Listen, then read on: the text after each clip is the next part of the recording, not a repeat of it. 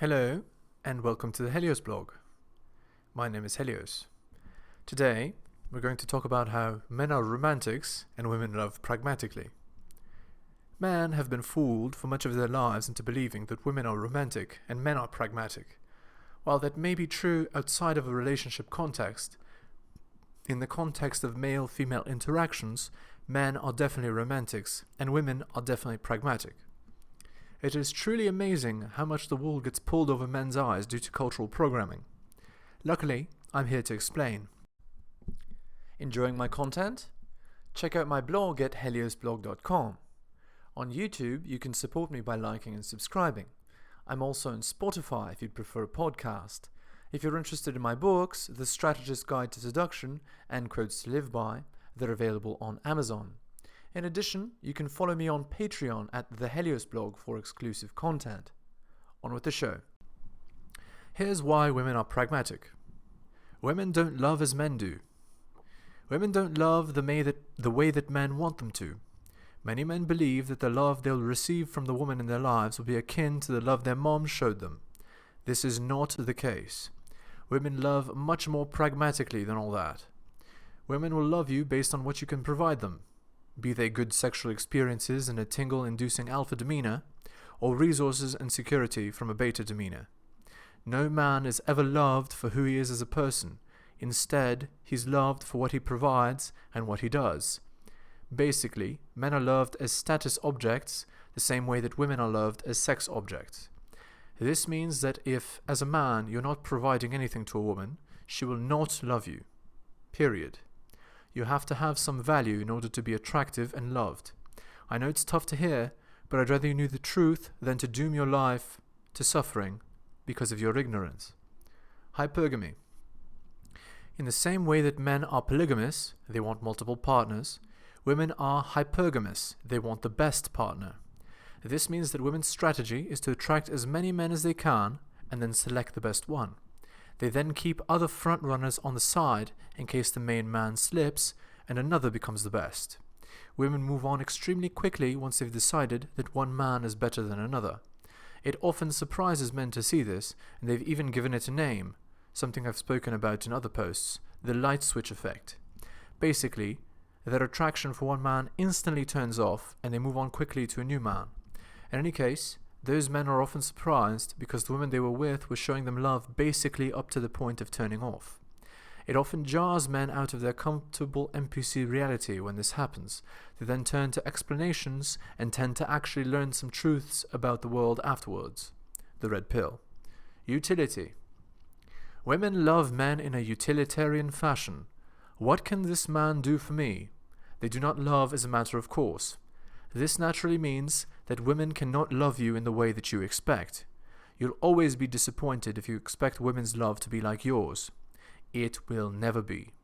As I mentioned before, you're only loved based on your usefulness or attractiveness, and so, if these ever wane, your girl will replace you, as she would replace a broken purse or some ruined shoes.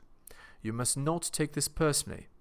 Women have evolved to do this over thousands of years, as their partners would often be killed or maimed in wars and needed to be replaced. This means that you must always hold strong, no matter what you're feeling internally. Unfortunately, a man can never relax in any relationship he's in with a woman. Sad, I know. Orbiters. As I've mentioned before, women select the best due to hypergamy, but best is relative.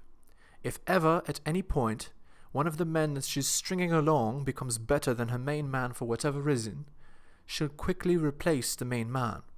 This could be for a whole host of reasons. Here are a few reasons why her main man might fall in attractiveness. Number 1, he becomes depressed. Number 2, he becomes fat and lazy. Number 3, he loses his job. Number 4, he becomes physically handicapped. Number 5, he comes down with a serious illness. In these cases, women often abandon their partners in favor of a superior one. They leave their previous man in the dust, leaving him bewildered at how quickly she shifted an attitude towards him. Again, this reflects the biological realities of raising offspring in an uncertain and often dangerous past world. A partner to a woman who was weak would inevitably lead to her death and the death of her children, so she must have had some mechanism for cutting her losses. Alpha fucks, beta bucks. In modern times, survival isn't much of an issue, but sex and provisioning still are. Women fantasize about a man that has both of these traits optimized, but they often do not. As a result, women will often fuck an alpha and siphon attention, love, and resources from a beta, or several. The betas never know they're being used, and the alpha is often not told or doesn't care about the men she has on the side. This is doubly true during ovulation, where women are more likely to take sexual risks with an alpha male. Of course, if the alpha ever fails in her eyes, due to failing shit tests or other factors, she can simply move on to a new one. Alphas and betas are not in short supply, though alphas often have multiple women, an unfortunate reality that women must contend with. The One. Both men and women often believe in the myth of the One, though these manifest in different ways. Both genders often spend lots of time looking for this mythical being who does not exist. Here is how the myth of the One manifests for both genders. For a man, the One is a woman that loves him for him, who he can truly relax with and who treats him as his mother did, loving him unconditionally. Let me repeat this again. This woman does not exist. For a woman, the One is a man who has both all the alpha traits and all the beta traits. This means that he's an extremely rich and can provide for every need and kisses her ass, but he's also a dominant sexual alpha. Obviously, in reality, she can only pick one. What I'm trying to communicate here is that women can't love you the way you want. This does not mean they're incapable of love. Women are totally capable of love and infatuation, but it manifests for what you provide for her, not because of who you are as a person. Men's realization of the truth and rationalizations. When men realize that they're being treated effectively as status objects or purses for women, many men embrace it. They're not upset and in fact brag about how good of a purse they are. They do not realize that in doing this, they're betaizing themselves, effectively submitting to a feminine reality. Men often rationalize women's love for them as true love and not as the exchange that it really is.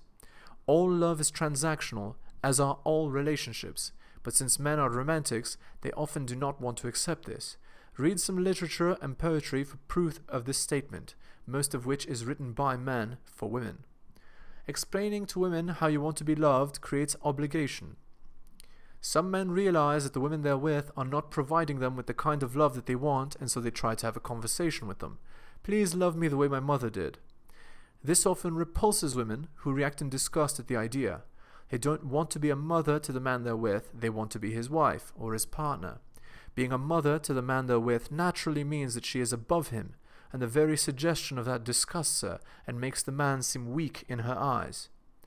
A weak beta man is unattractive, and sex all but disappears for men who have this conversation with their partner. Obligation is not hot.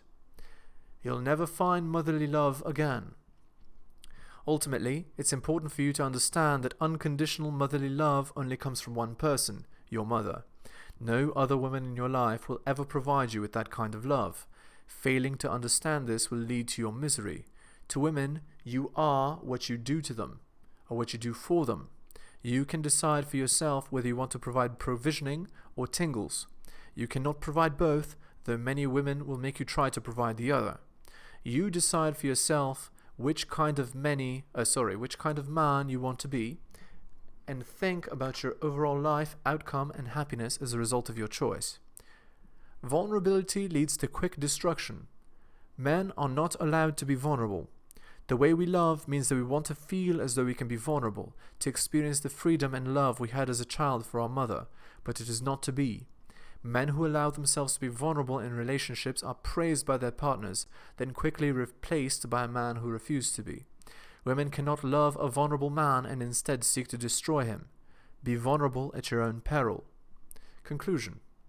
As you can see, there are many reasons that men are romantics and women love pragmatically. I hope that you can see that love is conditional from women, and when you are not providing them with value, be it alpha or beta value, you are quickly discarded for a man who can provide that value. It is your choice which kind of man you want to be, though I think you know which one you should choose. Hold strong.